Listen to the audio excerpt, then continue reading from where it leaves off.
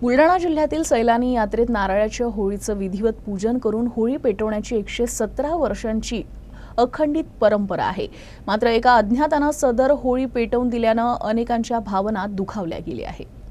बुलढाणा जिल्ह्यातील पिंपळगाव सराई गावात हाजी हजरत अब्दुल रहमान उर्फ सैलानी बाबांची दर्गा आहे।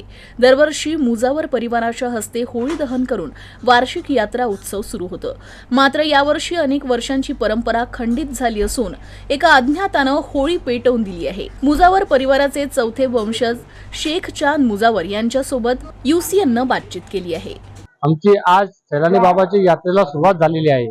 सैलानी बाबाची यात्रा ही 117 वर्षापासून भरत असते आणि होळी हे एक मेन म्हणजे ज्या दिवशी होळी दहन झाली त्या दिवसापासून सैलानी बाबाची यात्रेला सुरुवात झाली असा। परंतु आज 117 वर्षानंतर पहिल्यांदा होळी ही कोणी ज्ञान व्यक्तीनं सकाळी जाळून दिली आहे।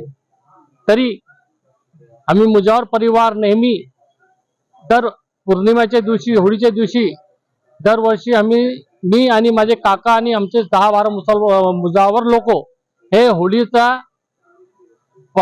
पूजापाठ करून 3 ते 3:30च्या दरम्यान होळी पेटवत असतो, दहन करत असतो। तरीही यावर्षी कोणी ज्ञान व्यक्तीने सकाळी 7 वाजता होळी दहन केली।